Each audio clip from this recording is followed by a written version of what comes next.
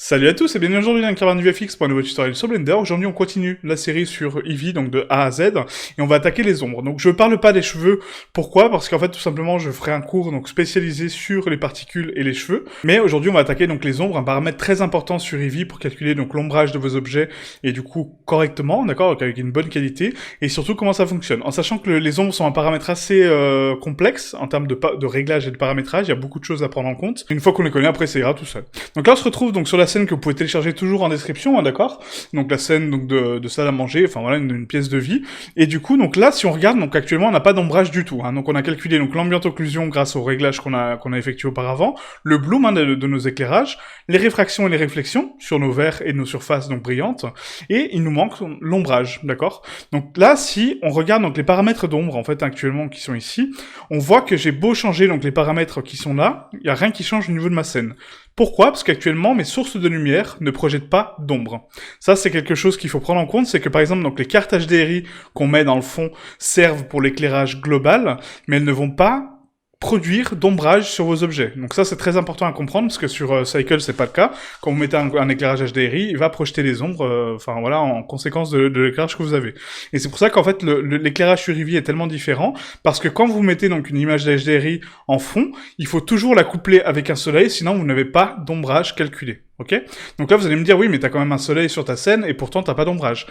Parce que justement, il faut le régler, d'accord? Donc ça, je vais vous montrer aujourd'hui. Donc tous les éclairages que vous mettez sur votre scène, donc les éclairages directs, hein, encore une fois, hein, pas les lumières qui émettent de la lumière, donc pas mes shaders d'émission, mais uniquement mes lampes, il faut que j'active les ombrages, en fait, que je dise à Eevee que cet objet-là, donc cet éclairage-là, va projeter des ombres sur ma scène. Donc là, on va commencer par l'ombrage qui est ici, donc l'ombrage central, hein, qui est là, donc au niveau de ma lampe centrale. Je vais cliquer ici sur le petit bouton donc de lampe, d'accord, donc en sélectionnant ma lampe, et là, j'ai une petite case à cocher ombre. Du coup, en activant donc l'ombre, va me permettre donc de projeter des ombres, vous voyez, sur mes surfaces, grâce à l'activation de ce paramètre. Et ensuite, il faut également que j'active les ombres de contact. Pourquoi? Parce qu'en fait, ça va me permettre de calculer également donc le contact que ma lampe a avec les objets de ma scène, et du coup, de calculer les ombrages en fonction. Sauf que ces ombres-là, donc, faut les régler. Bien sûr qu'on a ici donc des réglages par rapport aux lampes que vous avez sur votre scène, et ça, faut les régler correctement pour avoir des ombrages cohérents. Donc là, actuellement, si j'analyse un petit peu ma scène, donc on a de l'ombrage par rapport à ma lampe, donc ça c'est parfait. Par contre, il y a de mauvaise qualité, ça c'est des réglages sur le moteur graphique, hein, donc ce n'est pas des réglages ici. Et on a ici donc un paramètre de troncature qui permet donc de tronquer les valeurs d'ombrage, d'accord, donc de les projeter plus ou moins loin. Donc à vous de régler ce paramètre-là en fonction de ce que vous souhaitez. Donc moi je vais mettre par exemple 0.25, je pense que c'est largement suffisant pour avoir des ombres projetées par rapport à mon éclairage, d'accord, voilà, donc là c'est parfait. Vous voyez que j'ai des éclairages sur mes murs et du coup sur ma surface donc de plafond. Le biais permet de régler donc la durée de l'auto-ombrage, d'accord, donc ça c'est des paramètres à prendre en compte également par rapport à la troncature de début que vous allez définir. Et les ombres de contact, également, on peut régler donc la distance de propagation des ombres de contact. On voit que là, mon ombrage ici est une ombre de contact, alors que là, c'est des ombres projetées, très important. Et ensuite, on a donc le biais, pareil, hein, qui permet donc de régler la densité de cet éclairage, d'accord, donc la précision des éclairages, encore une fois, et l'épaisseur de cet ombrage, pardon, pas l'éclairage, hein, l'ombrage. D'accord? Donc à moi de le régler correctement en fonction de ma lampe, hein, donc là on va mettre à 0.2, c'était bien. On va mettre également donc un biais un peu moins grand, d'accord, parce que je veux quelque chose de quand même assez dissipé. Voilà, comme ceci, donc on va mettre un biais à 2, voilà. Donc là, c'est vraiment un paramètre à prendre en compte. Vous dites, voilà, j'ai une lampe ici. Si j'ai une lampe ici, donc j'ai mon plateau qui est là, donc il va projeter une ombre sur mon plafond, forcément, parce qu'il y a une réelle interaction avec la lampe. Et du coup, comment va se propager cette ombre-là? Donc c'est ça, en fait, qui est un petit peu plus complexe sur Eevee, c'est que c'est à vous de régler vos ombrages correctement et de calculer vos ombrages correctement. Sinon, bah après, les ombrages ne sont pas de très bonne qualité. Ok? Donc là, on a fait cette lampe-là, donc du coup, on va continuer, hein, on va faire cet éclairage-là, parce que j'ai 3 éclairages sur ma scène. On va activer également les ombres, vous voyez, donc là, j'ai une ombre projetée à ce niveau-là, c'est parfait. On va augmenter donc la troncature de début, on va la mettre à 0.25, que ma lumière donc est propagée, vous voyez qu'on a une zone d'ombrage ici, donc au niveau de mon cercle extérieur, et que du coup, elle va se propager par ici, donc c'est parfait. Les ombres de contact, bien sûr que j'en veux, parce que je veux qu'il y ait une réelle interaction avec mon cadre et mon canapé qui est en dessous, et du coup toute ma scène qui est autour. Et là, en termes de distance, on peut mettre, par exemple, une propagation un petit peu plus douce pour celle-ci. On va mettre 1 mètre, vous voyez, pour donner juste un petit reflet ici, au niveau de mon bulbe, d'accord, donc le petit dénivelé ici. Le biais, du coup, on va le régler en fonction, hein, d'accord? Donc je vais l'augmenter un petit peu, on va voir. Hein, donc là, non. Non, je pense qu'on va la laisser à 0.75. Je pense que c'était pas mal. C'est vraiment pour obtenir cet arc-là d'éclairage qui est vraiment joli. Et ensuite, donc l'épaisseur, pareil. Donc là, on peut la régler ici. Hein, donc l'épaisseur, je vais la laisser pour l'instant à 1. Je pense que c'est largement suffisant. Ok, voilà, donc ça c'était pour l'éclairage donc ici. Et ensuite, donc l'éclairage le plus important qui apporte donc toute la source de lumière à ma scène, c'est le soleil, bien sûr. Donc le soleil, il faut également activer donc les ombres, voilà. Donc là, on a des ombres projetées partout, mais on n'a pas encore d'ombre de contact. Si je regarde ici ma chaise, on voit que donc du coup, j'ai pas d'ombrage au niveau de ma chaise, d'accord. Donc elle est parfaitement, on dirait qu'elle est même pas sur le plan, puisque les ombres ne sont pas calculées au niveau du contact. Donc j'active mes ombres de contact, et là on voit qu'on a une jolie projection de ma chaise. Encore une fois, on a ici donc des réglages à faire, d'accord. Donc le soleil est un petit peu plus complexe que les éclairages en point, comme ça. Il a beaucoup plus de paramètres. Donc on a le biais, encore une fois, qui permet donc de régler la précision des éclairages, d'accord, donc la densité, hein. On a ici donc différents réglages, donc nous on va mettre à 1. Ensuite on a donc le nombre de calculs qu'il va faire en cascade. Donc 4 c'est parfait, ça va me permettre de calculer 4 textures d'ombrage. Vous voyez que là avec 1, en fait on a très peu d'ombrage, on n'a qu'une couche d'ombrage. Avec 2 on augmente la puissance de calcul, à 3 encore plus, et à 4 c'est le maximum. Ok, donc toujours laisser à 4. Le fondu pareil, donc ça permet donc de déterminer si les ombres sont vraiment très précises, très prononcées ou pas. Donc ça c'est les ombres globales, hein, c'est pas les ombres de projection, hein. C'est les ombres globales qui sont ici. Donc est-ce qu'elles sont vraiment précises et centrées, ou est-ce qu'elles sont un petit peu plus fondues, vous voyez, en distance. D'accord, donc on peut avoir quelque chose de très précis, ou sinon très diffus et du coup très propagé. Donc moi je préfère quelque chose de très propagé.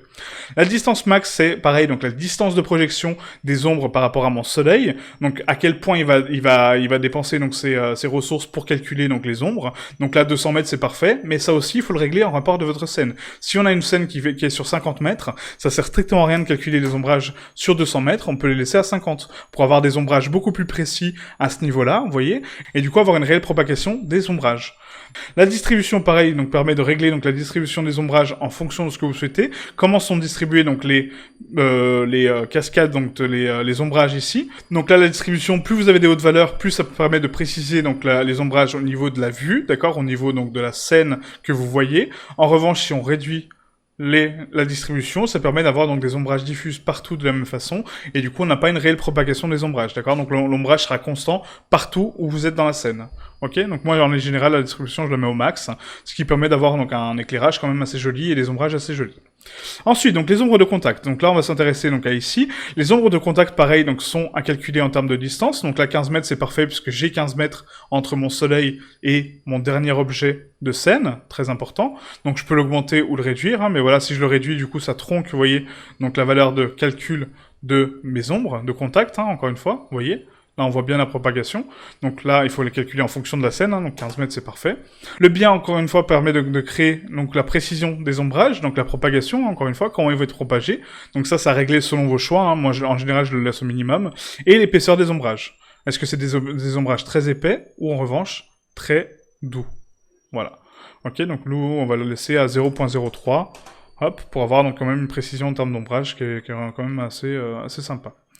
Voilà, donc ça c'était pour les paramètres du soleil. Donc très important, activez les ombres sur vos lumières, sinon vous n'avez pas d'ombre grâce à l'HDRI, hein, d'accord. Donc l'HDRI est juste là pour donner une source de lumière qui peut être calculée par la suite avec l'éclairage indirect, hein, ça on le verra après.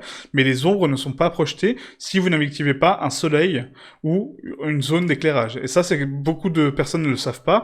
Et du coup, c'est pour ça qu'ils ont des scènes très peu réalistes parce que du coup, ils activent pas correctement les ombrages. Et parfois, on a des scènes qui sont très pauvres en termes de rendu. Ok.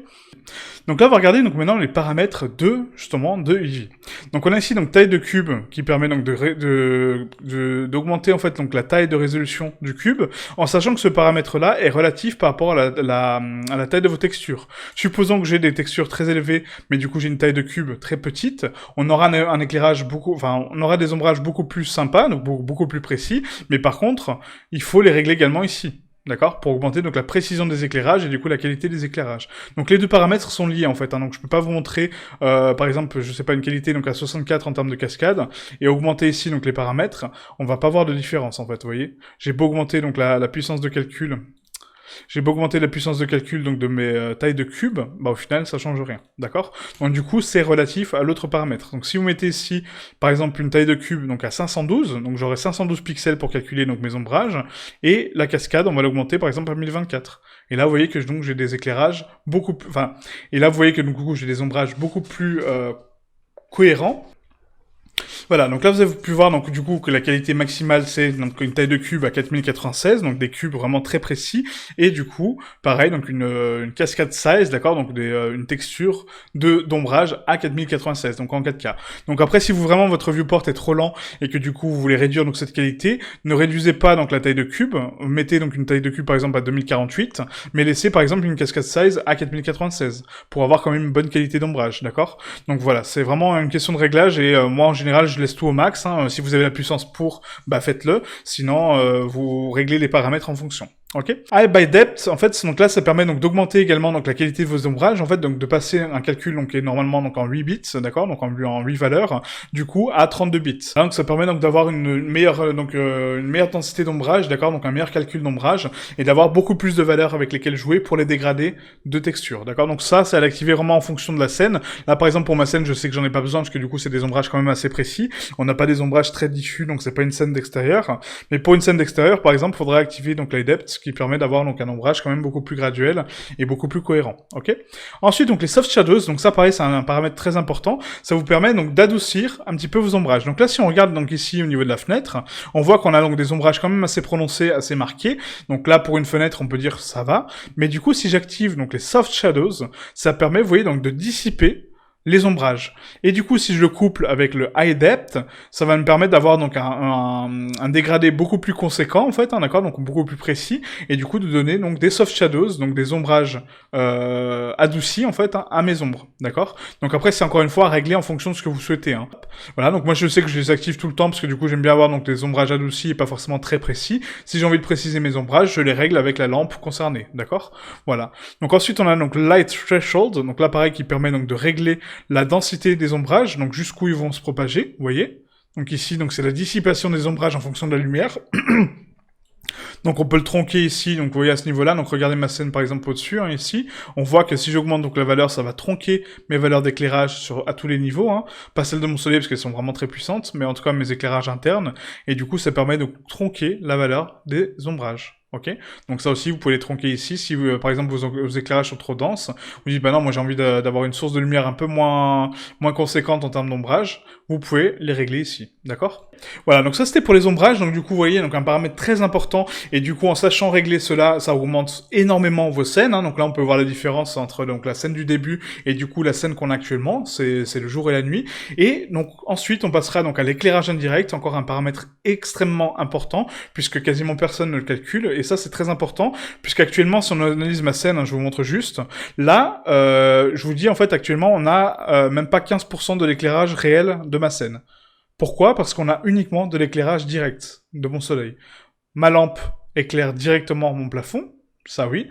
Ma lampe ici éclaire directement mon plafond, mais je n'ai pas de propagation de la lumière sur ma scène parce qu'elle n'est pas calculée. D'accord? Donc ça, c'est ce qu'on va apprendre donc à faire sur la prochaine session, et vous allez voir que c'est un paramètre qui apporte énormément de réalisme et du coup de cohérence à votre scène, puisqu'actuellement, on a encore un rendu qui est donc déjà bien mieux de ce qu'on avait au départ, hein, ça c'est sûr, mais qui est quand même assez pauvre, d'accord? Donc du coup, on se retrouve pour la prochaine leçon, pour l'éclairage indirect. Merci à vous, à très bientôt. Ciao, ciao.